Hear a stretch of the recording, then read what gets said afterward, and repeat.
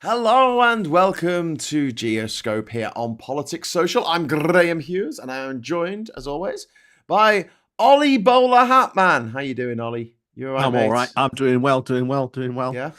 Yeah. Goody, goody, goody. We're also joined by Simon Smith, who's a bit confused. Simon, we've also got One Angry Pagan and Diz and Richard Grumpy Git. Evening all. If you'd like to join our friends in the chat there, all you need to do is hit the subscribe button and wait for a minute and then you can join in. So, boom, boom, boom. Let me hear you say, hey, yo. Hey, Oh, yo. So, what's been happening then? I hear the Ukrainians have been going a bit ballistic. oh. So honestly, this is yet I think a spectacular coup for the Ukrainians. Honestly, absolutely incredible. They've called the Operation Spiderweb. Um, they've released a lot of information about how they've done it. I think so deliberately Yeah. because they want to be like, hey, this is how easy it was for us to do this in Russia. And it all started off with the idea that they smuggled in, I think, 6 lorry loads of drones into Russia from, I believe it was Kazakhstan or or Kiana or something like that. Somewhere from one of the ex-Soviet sort of countries, somewhere in Asia, I believe it was over there. And they've infiltrated from there. Yeah. They've then sent these different lorries to different areas and locations, which has resulted in them taking out what is it 70 odd percent of like the Well, Russian strategic bomber fleet, it's something it's not quite that high, ridiculous but like that. the percentage, because you've got the stuff that was actually operational is a lot higher that they've taken out, but it was up to 50%. Like it was a lot. Yeah, They have and at the cost of, this is claimed by the Ukrainians, $7 billion mm. worth of damage they did. And Seven they're not billion going to be with a able to B. replicate that. They No, cannot. because some of the spy planes got blown Mm. up and they haven't been making them since the Yeah, 1950s. yeah, Like they and this just, is it. Those bombers, they haven't made one since yeah, 1991. they're irreplaceable because Yeah, they don't know how to make them anymore. They're a bit like the Middle Kingdom of Egypt. They just didn't know how to make pyramids anymore. They just looked at them and went, "Wow, they were amazing. Does anyone know how to make them?" And they went, yeah. "No, we don't know how to make them anymore." They went, "Okay, let's dig some holes in this here mountain and bury our pharaohs there instead."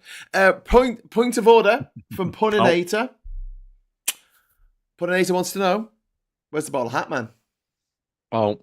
Well, I don't have a bowler hat, but I do have deep regrets. Hey, ba-dum, ba-dum, bum, bum. I set him up. You knock him out the park. I know, yeah, sorry. So where have you Bit of been? context. I was at the UK Games Expo this weekend. Cool. Very, very good game. Very expensive weekend there as well. Oh dear. Oh dear.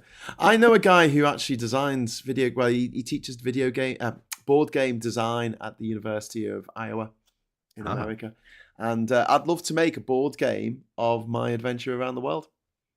You know, where it's Well, like you've got to go to each country. I did see while I was there Brexit, the card game. Oh shit! Yeah. There's the That you start Theresa picking their May cards. move Yeah. where if you pull the card and you can go 20 turns without anyone winning, you win the game. Yeah.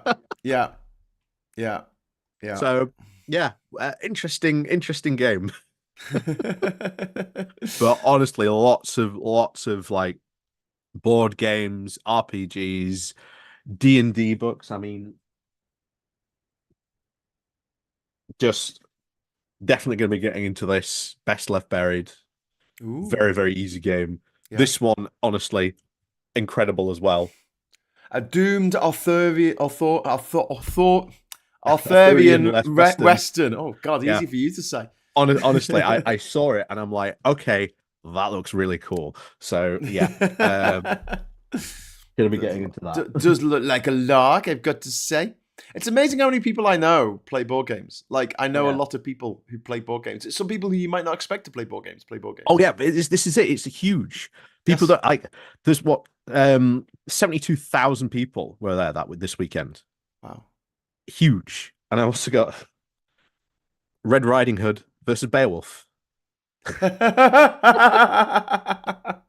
Excellent. So it's just a mashup, isn't it? It's just people getting really drunk and then going, "Hey, do you know what would be brilliant? How about we have a fight between Little Red Riding Hood and Beowulf?" Yeah, That started from a drunken or stoned conversation, didn't it? Like who pretty would win in the much. fight? Pretty much. I mean, we should do a rabbit hole with we just talk board games. I can be like, have you played this? Have you played this? Just go through my collection. But yeah, we'll go back to the Ukraine stuff.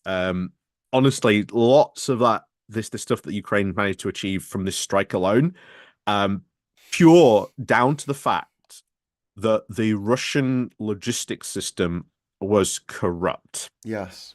They managed to track one of these stations where these drones came Talking from, about this, yeah. and the guy who owned it basically upped and disappeared. Yeah. And he's like, yeah, he was probably paid a lot of money and then just went bye. Bye. Well, this is the thing. This is the Achilles heel of Russia is the corruption. Because so many people who live in Russia, who work for the government or work for the army or the navy or the air force, they're like, yeah, I'll take your money, and they just put it in the back pocket and go and spend it all on fucking vodka. Yeah, it's just, it's kind of crazy. It's got to this point now, hasn't it, where the Ukrainians can use the corruption of the Russians against them, and yet it's Russia who are the ones saying, "Oh, we've got to invade Ukraine because it's so corrupt." That's the problem. It's so corrupt. Listen to me. It's corrupt. It's just absolute projection. And obviously there was a meeting that weekend as well. Again, about these peace talks, and the Russians were not, shall we say, that in that good spirit, shall we say, because of that. In fact, I believe in Russia there's still been media blackout about this operation. So, nothing to see here in Russia. Absolutely nothing went wrong. However, all the Russian mill bloggers were discussing this about how bad this actually was. So people know about it, but But this is the thing as well. I mean, it's got worse for Russia, hasn't it? Because the Kursk bridge, three railway bridges, has been attacked. Oh no, there was the Ukrainians didn't claim that though. They reckon that was they just fell down because they were shit and not being looked after. That's because the one that collapsed. Well, one of the ones that collapsed. So a couple of bridges collapsed over the weekend. This was before this attack, and one of them it had like a train on it. It had a bunch of trucks on it. I think it just collapsed. And the Russians are like, that was Ukraine. And Ukraine's like, no, it wasn't. So what happened this afternoon, well, last night actually, the Ukrainians had these number of strikes on the Kursk bridge that links mainland Russia with the annexed area of Crimea. And it was like, no, if we're going to blow up a bridge, we're going to film it and we're going to put it on YouTube. Yeah. If we don't do that, wasn't us. Don't give us credit for destroying your shitty infrastructure just because you don't fucking look after it. So yeah, that worked out quite well. But yeah, how do you think? Because obviously there's peace talks going on. Sorry, peace talks. Yeah. That's funny, isn't it? There's war talks going on in Istanbul at the moment, which kind of ended pretty sharpish, didn't they? And after all this. Yeah, did you see George Galloway's outburst? Oh my God, this was out there. This was absolutely. I'll try and find it for people, but just to give people a little idea of what he said. But for those of you who don't know, Galloway, former Labour MP, went a little bit completely off the rails and has basically been like full Russian propagandist for a number of years now, really. Yes. But especially since the war in Ukraine, it's been blatantly obvious which side he's been, shall we say, supporting on this. And when this attack basically went down, he said that during these talks, the only way to solve this now is that Russia should demand like the unconditional surrender. I've just put the tweet up on the screen for the viewers at home. Today has been a day of infamy in Russia, just like Pearl Harbor. And the Russian response, except in Pearl Harbor, lots and lots of American service personnel died, whereas here no one died. Just like Pearl Harbor, and the Russian response will be swift and terrible, and can only end now one way, in the unconditional surrender of the Ukrainian regime and their running dogs. What, they're greyhounds? I didn't know they had greyhounds. I fully expect that to be conveyed in Istanbul tomorrow. And that was written on Sunday. And the meeting was yesterday in Istanbul, and no, that wasn't conveyed. Everyone just went, okay, can we change some? Can we swap some prisoners? Can we do a prisoner swap? Yeah. And they were like, yeah, all right. That's it. He's not interested. He's not interested in talking about peace. I've been saying this for a while on here. He's not interested in peace. Galloway or Putin? Well, Putin. But neither is Galloway either, I think. Galloway is a slime ball. He is an absolute... I think he used to be a Labour MP. You know, he used to spend most of his time over in Portugal, or so I've been told. Do you know when he was an MP? He used to fly over for important debates, so his constituency barely saw him. Yeah, pretty much like every other constituency I think he's ever had. Yeah. Doesn't really go in for the whole getting involved kind of thing. Yeah, what remarkably similar to another current MP of Clacton. Yeah. So I mean, this is. Do you think this could be a turning point, or do you think it's just another end to another chapter and another one's about to start? I think this is down to the fact. You had, of course, the meeting, the big meeting we had with Trump, where it all sort of blew up. Trump kept on saying, you have no cards to play whatsoever. You can't do anything. And yet, here you have basically Zelensky going, oh, haven't got any cards, have I? What's all this about me having no cards? That's very true. And destroying this amount of Russia's strategic bombing fleet, which again they were using to strike Ukraine, is a huge blow to Russia strategically, because they cannot rebuild those. As we said just a moment ago, they haven't built any of those bombers. I think it's the T-94s, I believe they're called. Yeah. They haven't built any of those since 1991.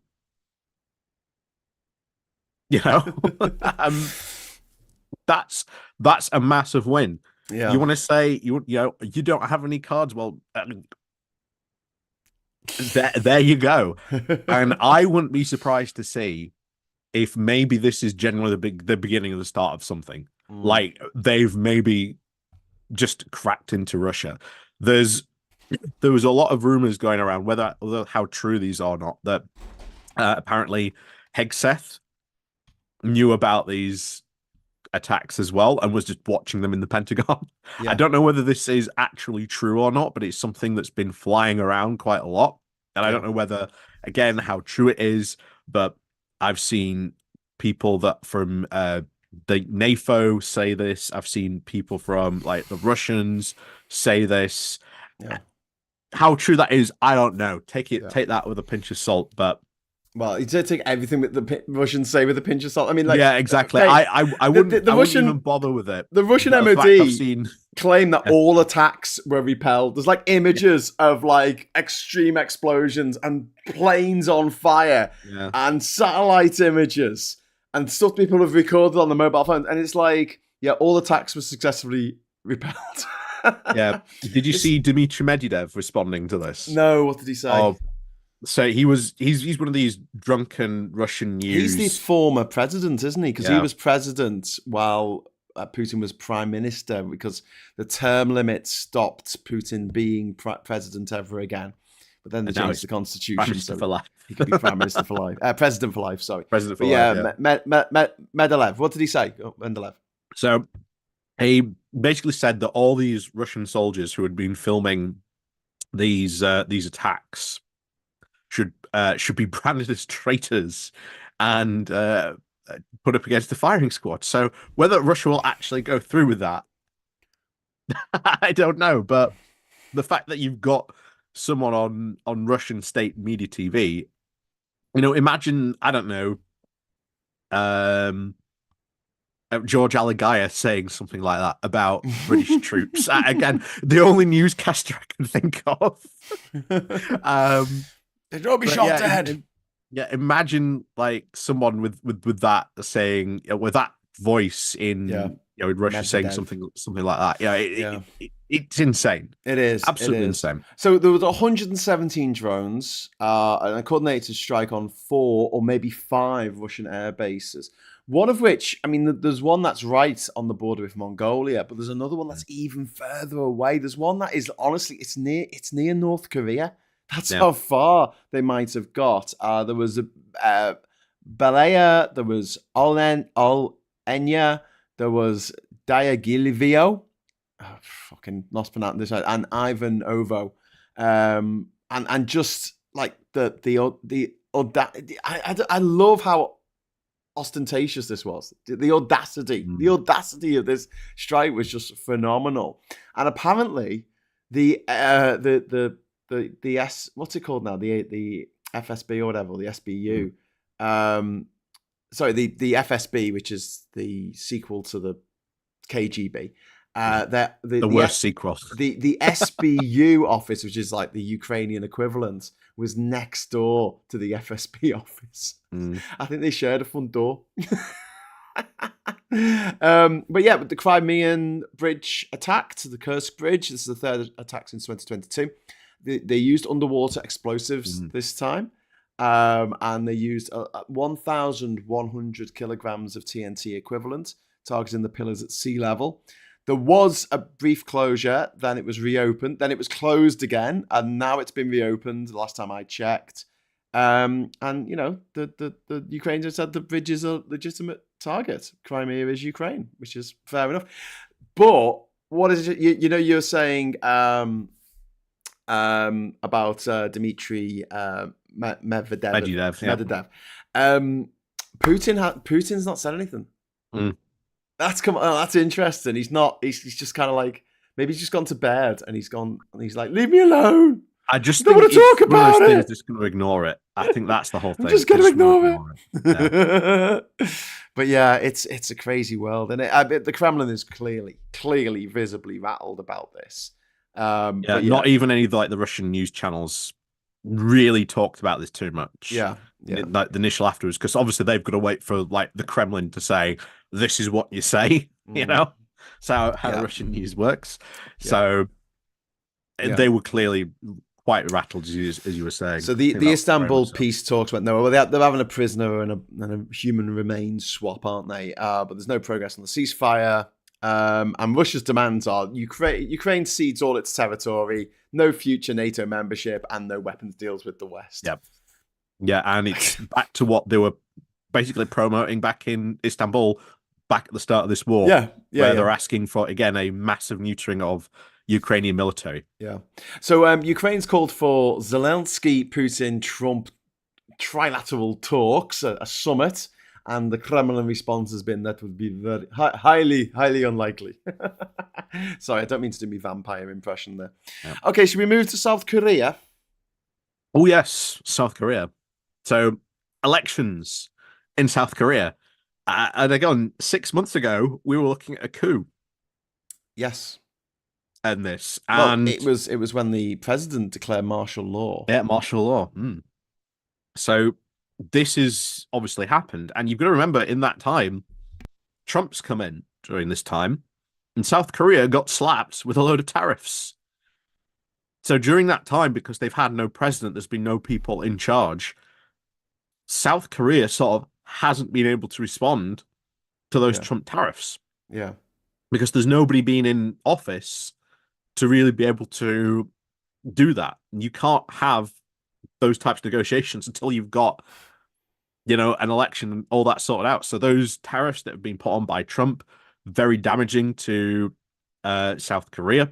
Yeah. There's also a big worry about, will Trump remove US troops from South Korea? Of course, because they're very worried about North Korea. Remember, why did this coup happen in the first place? Is because the president was claiming that there had been North Korean infiltrators, that they had taken over section of the sort of South Korean government, and he needed to declare martial law. It's been an interesting race, pretty much dominated by martial law in many respects. because you've got to remember the military was all for martial law Yeah. in a lot of these. If you remember when we were talking about this, they were like, martial law, are we good to go? And he was like, he dithered about it. Yeah. Um, and that's something that I think a lot of South Koreans have to um, be sort of quite concerned about, that their military was all like, hell yeah, let's Yeah. go for martial law. So this is one of the big things that got talked about a lot during the election. And of course, you've had the problem with the Trump tariffs. The fact that no Yeah. one's been in office, they can't talk about it, they can't do anything about it. So, been hurting their economy quite a lot Yeah. on those lines. But really good to see. I think the guy's name is Lee Lee Jae-myung. Lee Jae-myung. Yeah, And he's the guy. He's a Democratic Party candidate, and he's won the snap presidential election. He replaces Yoon Suk Yeol, who was impeached after opposing martial law, as you said, back in December. And Lee's promises are to strengthen the alliance with the United States, to reopen the dialogue with North Korea, reduce the work week to 4.5 days. It's an interesting one, and also to reduce economic inequality. But Lee Jae-myung, he faces five. Well, he faced 5 criminal charges back in, I think, 2021 or something. But he claims they're politically motivated, but they're going to be swept under the carpet now because he's president. Yeah. That's a way to get away with murder, isn't it? So it'll be interesting to see what happens. But they're nominally left wing. I mean, they don't do left wing and right wing in the same way in other countries in Asia, yeah. And so yeah, we would probably not regard him as like, Citizen Smith or anything. He's not right on by any stretch of the imagination. But he's more to the left than the guy he replaced, essentially. So fingers crossed there. Meanwhile, talking to people on the far right, Geert Wilders, people say Geert, but it's pronounced Hurt. Geert Wilders, who's a Nazi. He did not see that coming. He's a leader of the Party for Freedom, or the PVV, over in the Netherlands, and he's withdrawn from the government coalition, talking about asylum policy disagreements. So this means a collapse of the government because they now don't have enough votes in their parliament. And he's collapsed the government. Yes. Like, let's stress that he has collapsed this government. I think the prime minister came out and tried and resolve this to stop this collapse from happening, but Wilders basically decided, no, I'm collapsing the government because I basically want to get. He released like this 10-point plan for immigration, which pretty much amounts to, well, banning any and all immigration into like the Netherlands until, well, further notice. One of the things he wanted to do was a complete and absolute ban on, or at least a forced return of all Syrian refugees. So if you were a Syrian refugee in the Netherlands and you'd got his way, you would have been forcefully returned back to Syria. Yeah. So there was a lot of stuff that he was doing. He was proposing that he's not only against Netherlands law, but also against, international treaty law, which, again, we saw back when the Conservatives were trying to do this, of course, with the Rwanda stuff. So he completely, absolutely collapsed the government because he wanted to get his way on this. And basically because he thought he could get his way. And that's what he's done. He's collapsed the government basically for his own petty and selfish and potentially power-grabbing reasons, because he came in the last election, got a fair few number of votes, more than people thought that he would at that time. Yeah. So it's been condemned as super irresponsible what he's done, and the political fallout comes just before there's a NATO summit at the end of the month in The Hague. This is not a great time for the Netherlands not to have a government or functioning government. Talking about not having a functioning government, should we hop over to the other side of Germany and have a look at what's happening in Poland? Oh yeah. So Karol Nawrocki has narrowly defeated Rafael Trzaskowski in the Russian presidential runoff. The final result was 50.89 versus 49.11. Yeah, And incredibly close. Karol Nawrocki is he's a fucking fascist. He's the PIS party, the Law and Justice Party, the PIS party, and he aligns with Donald Trump, which is not good. He's not the Donald we like. We like the Donald that is called Donald Tusk, and he is the current prime minister. And now he has a potential political gridlock because he is a progressive prime minister, and now we have a Nazi as the president of Poland. One step forward, two steps back. So what do you make of all Yeah, this? unfortunately, really much so. I honestly was hoping he was going to get ousted. My honest feeling that I thought he was going to get ousted, especially after like PIS has absolutely just circled the drain. Yeah, Like they no longer exist as a party. They don't even have €2 to rub together at this point to try and help fund any legal costs that they're going through. So it's one of those things where they really have been, and the hope was that would sort of be the end of this type of thing in Poland, but unfortunately not by the looks of it. Yeah. We got a couple of super chats come in. One from Tim Bannon saying, "Sorry, I was late. I was over on the bin." Oh, it's too many. There's too many streams all at once. We're gonna have Dead Men's Boots, aren't we, for the streaming system? So we have to take people out if they cross the streams. Don't cross the streams. And if you're watching this, live, we will be going over to Maximilian's stream straight from here. We'll be dumping you over there if you don't mind. At the end of this at 8:30. So stay tuned for that. And Sarah Davis, £2. My punishment for being late. Have a chat. Oh, Sarah, you don't need to punish yourself or give me a gift. That's fine. Apparently, Sarah's telling us about there's a gobshite on YouTube who goes around with a sandwich board with trans hate on it, and he films himself and gets people to agree with him, like knobheads who don't know what they're doing or talking about to go, oh yeah, that sounds like a great idea. Yeah, I don't know 20 people either. But in more exciting news, Kate Nash is going to be playing at Glastonbury, and she's going to be doing her new song Germ. So I'm going to be there on the front row with my woke as fuck flag, and I'll stream it if I can. I'm going to get a Vodafone SIM card this year, so I can actually get some signal at the bloody festival site, because I'm on giffgaff, and honestly, mate, it's just every time I go, so if I go to a footy match or if I go to a concert, even if I go to Liverpool city centre and there's a lot of people in the city centre, I can't get a signal. It's very, very painful. Yeah, everyone's just on it. Yeah. But yeah, the other thing is just on the whole Poland situation. There is another thing coming in there as well, potentially. It could be quite interesting. I think Tusk has announced he's going to have a vote of no confidence.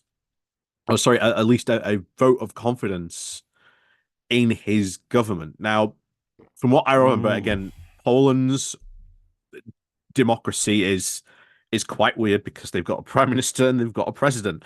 The president has veto power, but so too does the prime minister. Ooh. But in the way that this can happen, and this, I'm not 100% sure how exactly this works, but if a bill comes from Parliament, the prime minister, the president can veto it, but then the Parliament has to get like I think it's like a 65% majority to be able to overturn that veto. So you need like a super majority.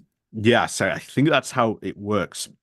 So they are looking at the moment of trying to put a vote of confidence in some way to sort of really strengthen Donald Tusk's government at the moment. Yeah. So we'll see how that turns out. Hopefully it all doesn't go pear-shaped. Yes.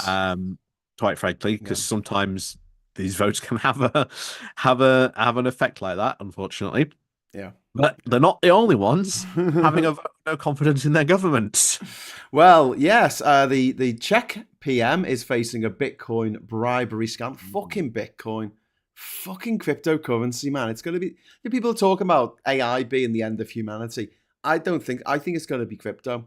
because it's absolutely maddening. These Ponzi schemes that are erupting everywhere, and they are propelling gobshites like Bukaki into the leadership in El Salvador. They decided to make Bitcoin an official currency in El Salvador, and it just fucking tanked their currency because it's a con. It's an absolute con. Yes, some people do make the vast minority of people make money out of crypto. The vast majority lose. They lose their fucking share, and there's nothing you can do about it. There is no comeback. There is no way of getting your money back. It is gone. It is always.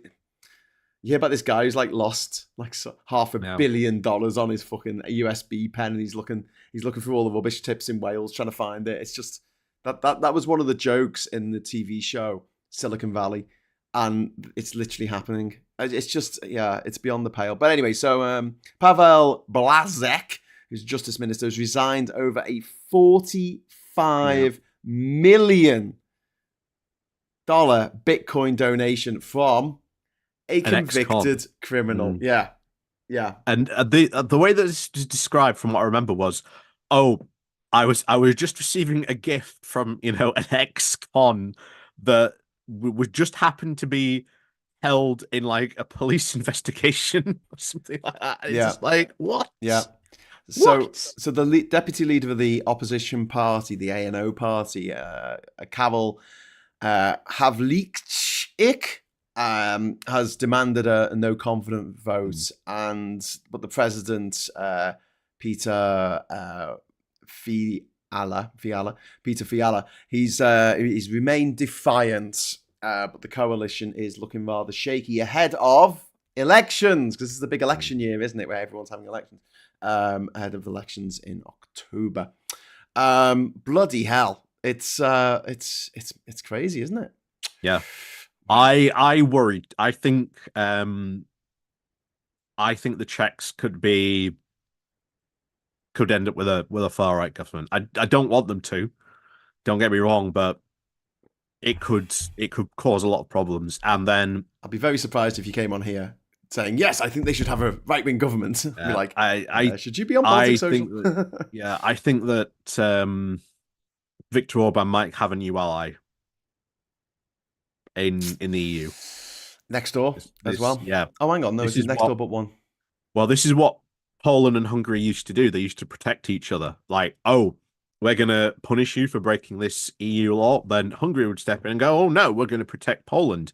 And if something was going to happen to Hungary, Poland would step in and protect Hungary in that regard. Yeah. So you notice this relationship isn't the same between Giorgia Meloni and and Orban, because they don't like each other quite a lot on that.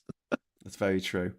So anyway, Paula, thank you very much for the £2 super chat. A fool and his money are soon parted. That is very true, and thank you for the super chat. There's no border between Czechia and Hungary, but when it was Czechoslovakia, it did have a border with Hungary, because Slovakia still got a border with Hungary. It's good to know this stuff. So, and then we could talk a little bit about. Can we talk about Trump? Do you want to? We've got 22 minutes left. Yeah, I think I think we're going back to tariff wars, the electric boogaloo tariff wars. The global favorability polling by Morning Consult, right, shows that the US is currently on minus 1.5 net favorability.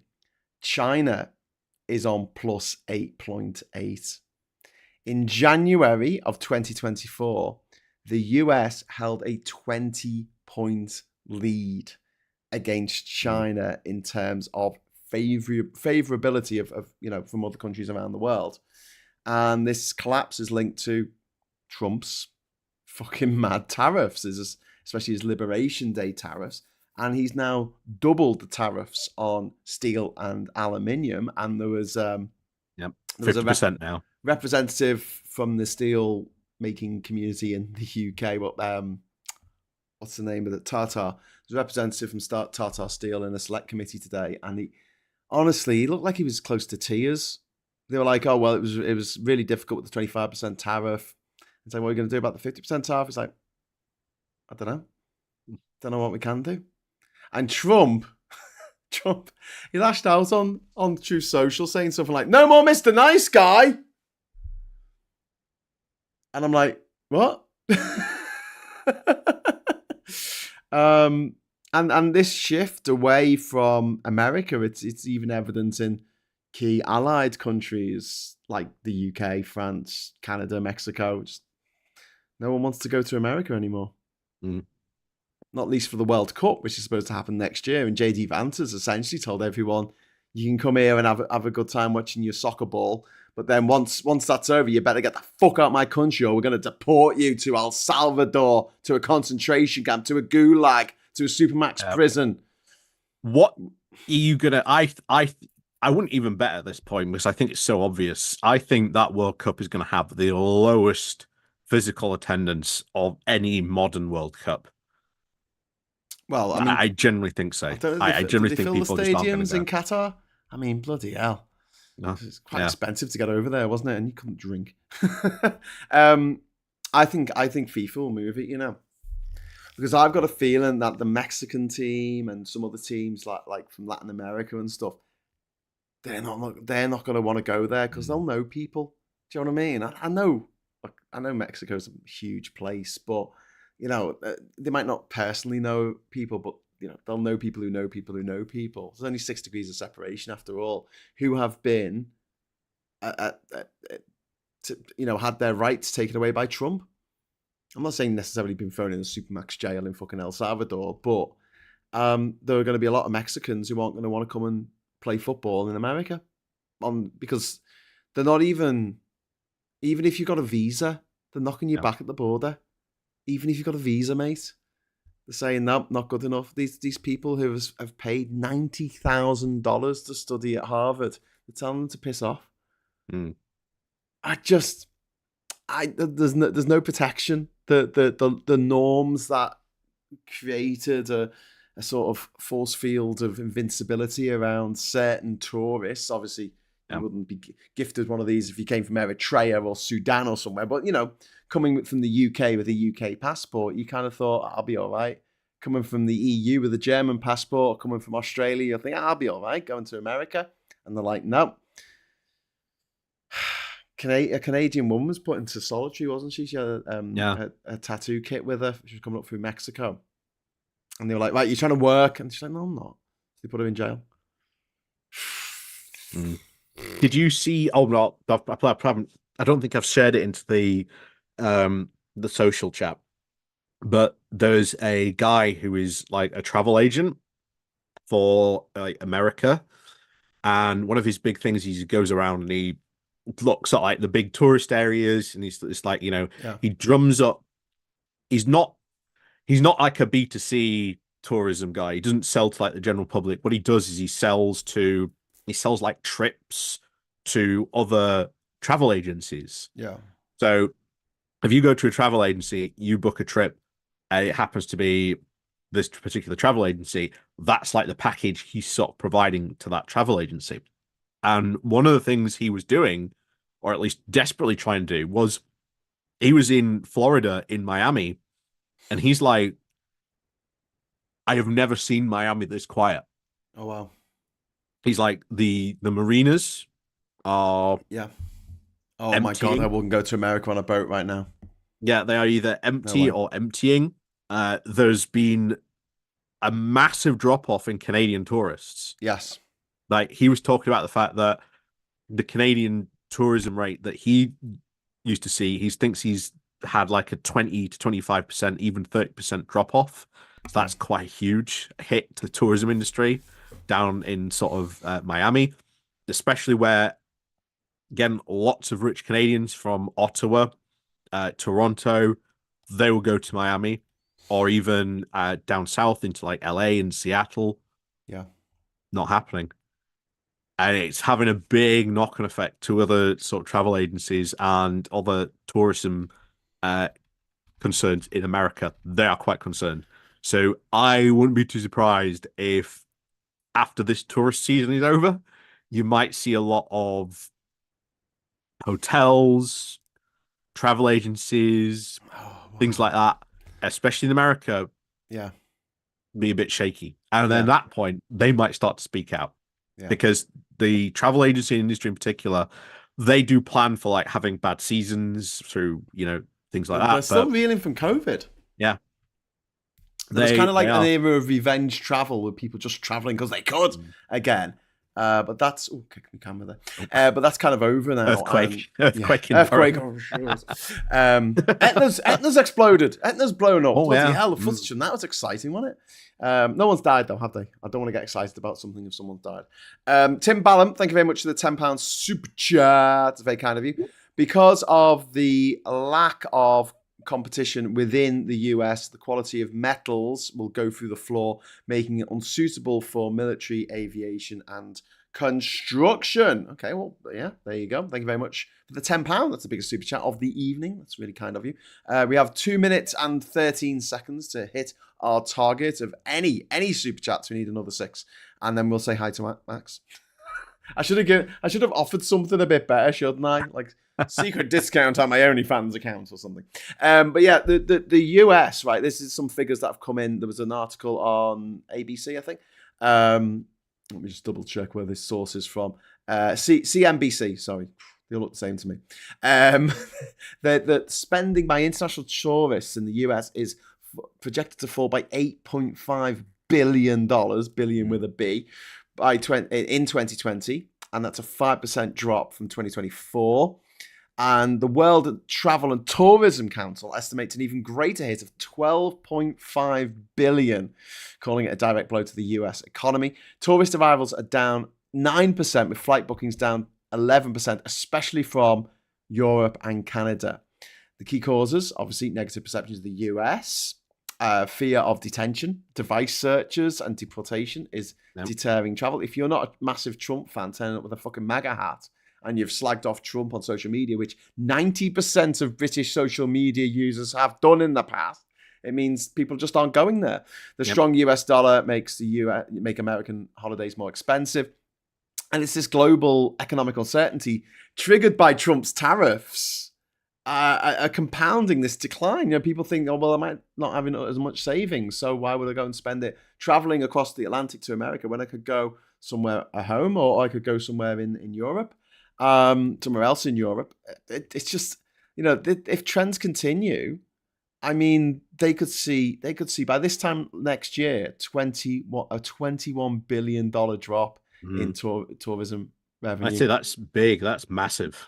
Fucking Absolutely huge. That is like 3 times the damage that Ukraine did to the Russian military in terms of just kit. Umka, thank you so much for the €10. We always love getting euros on this show. Hi guys, Zelensky has cards and he has balls. Well, the USA is on cheap sale by Taco. Trump always chickens out. Thank you very much. And yes, Zelensky does hold all the cards. Someone showed him a royal flush, and it was like drones. All the cards were drones, and he was just like royal flush. But yeah, that's absolutely audacious attack and very successful. I wouldn't be surprised if there are more coming. I mean, So some of the stuff you've been seeing, like that's been put out on social media in the wake of this attack, this attack, is the massive traffic jams this is now causing. Yeah, because they're just searching absolutely everything because they're panicked there's going to be another attack. Yeah, absolutely. Oliver Brown saying Etna always goes off every 10 years or so. I know, very, very active volcano, but you don't want to be caught up in the pyroclastic flow.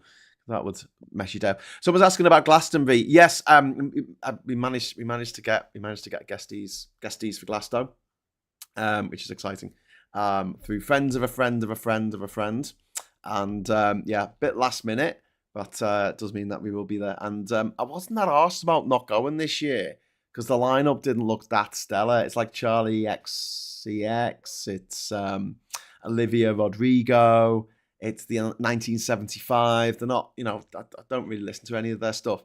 However, there is a rumor that Pulp are going to play. And if Pulp do play, because I've managed to wangle my way in, and Tansky hasn't, and they're like Tansky's favourite band, Tansky's never going to speak to me again. So if anyone talks to Tansky or, comment in their videos, don't tell her that Pulp might be playing at Glastonbury, okay? Shh, I'm going to keep it quiet. We- That horse is bolted. Me and Mike Dix were working on the flag design today. We're going to have a rainbow, a pride flag painted Spitfire with woke as fuck written on the flag. What do you think? Look out for it on the and the wing of the Spitfire kind of goes over the C of the fuck, so you can't actually see the word. So it should be okay to have on daytime television on the BBC. But yes, a bit sweary, but that's always a bit of fun. But yeah, so I will be reporting from Glastonbury in 3 weeks' time. Very excited. And Tim is laughing. He's laughing, not at us. He's laughing at the Russians. Thank you very much for the super chat. Crimea Bridge. Crimea Bridge. Crimea River. Crimea. I don't know. I think that's what Tim was getting at. What's it that you want me to tell Super Time? No, don't tell her anything. Just don't mention it. It'll be our little secret between me and Ollie and all the people watching this, all the people watching on catch up. Everyone's going to be in the chat now with Tan going, how do you feel about Graham going to Glastonbury when you're not? And shit.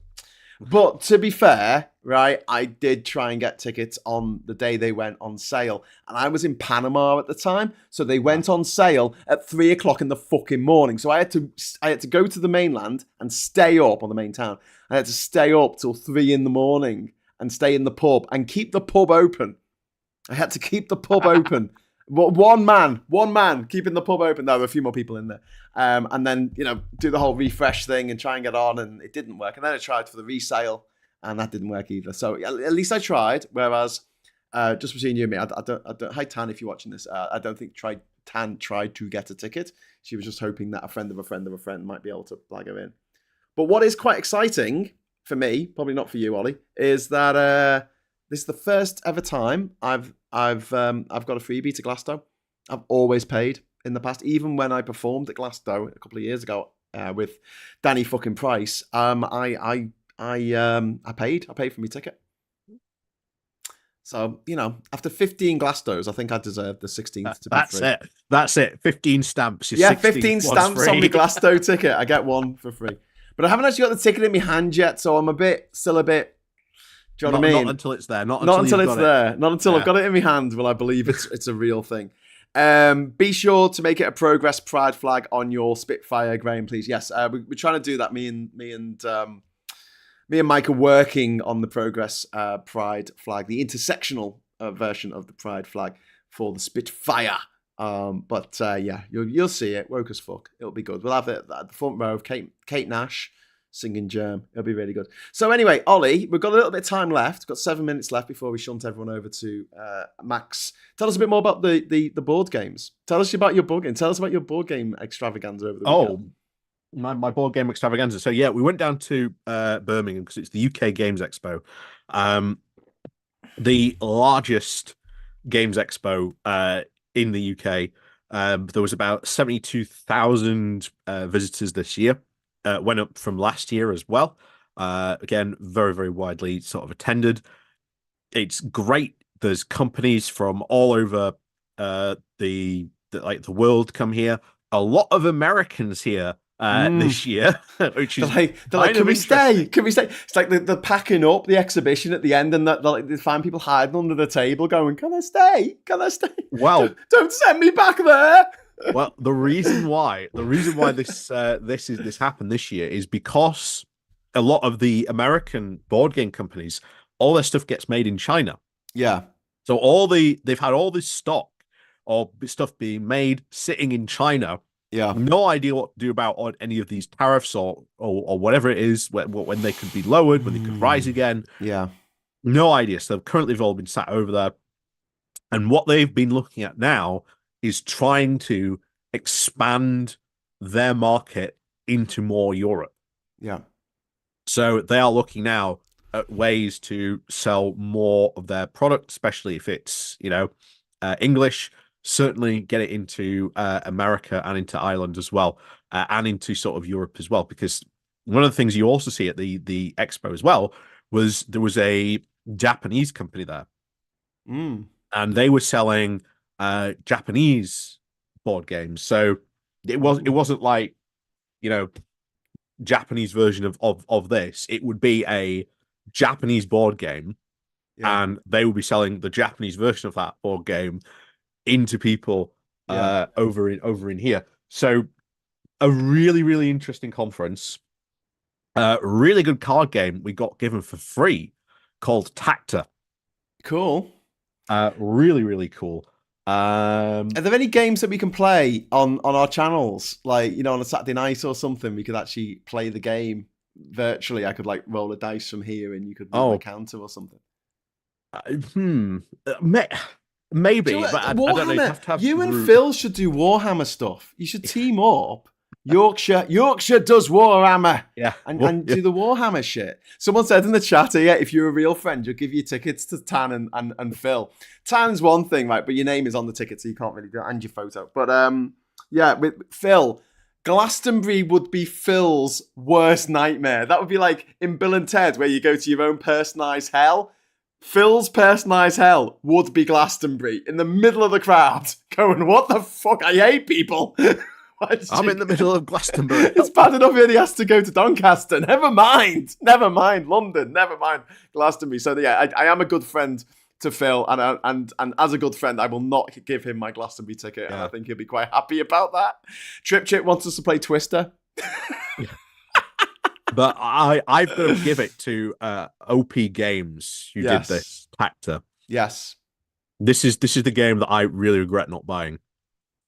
So they gave these out. These were like promotional packs you could get of the game. Yeah. It's 2-player. And we were all like, oh, great. Free card game. Sure. Excellent. We'll take it. At a convention, you grab everything free you can. When we sat down for lunch, we cracked it open. And we're like, oh my God, this is absolutely amazing. And it's like a little travel game, isn't it? Yeah, it's basically, I don't know if you can see it on here. Kaplunk. It's sort of the cards, and you play the cards, and then you sort of cover up the cards, and you try and keep your dots clean, as many as you can, while covering up their dots. And honestly, really simple board game. Doesn't take long to play. Just really, really good. Oh, I like it. Really, really good. I like it. And regret not buying it, because when I went to buy it, it was sold out.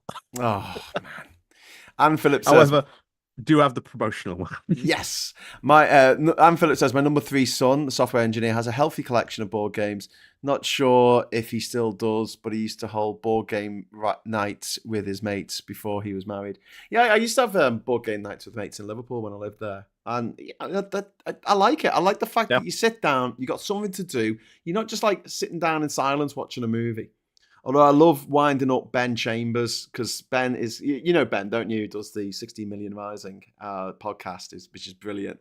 And he gets so ratty with me, because if we go to the cinema, it's fine. I'll sit there and watch the movie. But if I'm watching at home, I'm on my phone at the same time. Like, because it's ADHD, innit? And it just drives him fucking mad. It just drives him up the fucking wall. Yeah.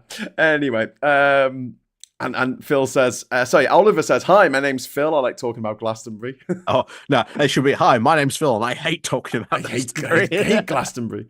Yeah, also Phil hates music as well. He doesn't like any music. He doesn't even like the Beatles. So, stick him down in the mosh pit of an Olivia Rodrigo set. It's... Chris C says, love playing Uno. Get yourself a pack of exploding kittens. It is like Uno on steroids, and it is so much fun. It's a little bit like Chase the Ace or Chase the Ladies. Chase the Lady, is it? So the idea is that there's exploding kittens in the pack, and if you draw an exploding kitten, if you haven't got a diffuse card, you're out the game, and it can be quite brutal. We've got the God and the God. Oh, the Good versus Evil one. Good versus Evil edition. That was there this year, because I think they've just done a new game for there as well. So yeah. There's one exploding kitten. Tons of fun, but it's the Oatmeal, isn't it? It's the Oatmeal who does this exploding kitten. Again, absolutely love it. Just such a good, nice, quick game, and I love nice, quick board games, but sometimes you want a longer one. As the actress said to the bishop. I bought one called Ahoy, which is made by Leader Games, and they're based in Poland. Yeah. They made Root, and it's sort of a pirate-themed version of Root. That sounds good. He's really, really cool. So I picked up a copy of that as well. Really cool. Love some So piracy definitely themed playing that in the future as well. board games. What about Risk? Ah, Australia is the key. Oh, did they have Trench Crusade? Oh, do you want my hot game take? Go on, on hurry Trench up because Crusade? we've got to shun people over to So Max's channel. my hot take on Trench Crusade, I don't think it's that good a game. I think the only reason it's selling is because of the artwork. And the artwork is the only thing that is selling that game. Oh wow! Oh, hear that? If you don't believe me? Go put in and Google Trench Crusade. The Oracle look speaks. at the artwork, and you'll see. The However, board the game game Oracle itself, speaks. Yeah, the game is meh. Yeah. Artwork, yeah. Game, meh. Yeah, Okay, which was what they were selling at their stand. Anyway, let's continue this discussion maybe on Friday if you come on to the Friday night social. But I'll be back tomorrow morning at 9 a.m. for the morning brew, and then at 11 I'll be back for the Prime Minister's questions, and then 6 o'clock. I'll bring my deep regrets. Bring your deep regrets, and 6 o'clock I should be jumping down the rabbit hole with the delectable Rachel Harris. So please join us for bumper amounts of Politics Social tomorrow. Big thank you to my co-host Ollie Bowlerhatman over in Yorkshire. Big shout out to everyone in the chat, everyone who's left a comment, everyone watching, and everyone who's given a super chat. You are fucking awesome. We're gonna go now, and we're gonna leave you on to we're gonna do a raid. We're gonna do a raid onto Maximilian Robespierre's channel. So say hello from us, and until next time, I'll say thanks for watching. Give us a like on the way out. Hello, good evening, welcome, and goodbye. Bye.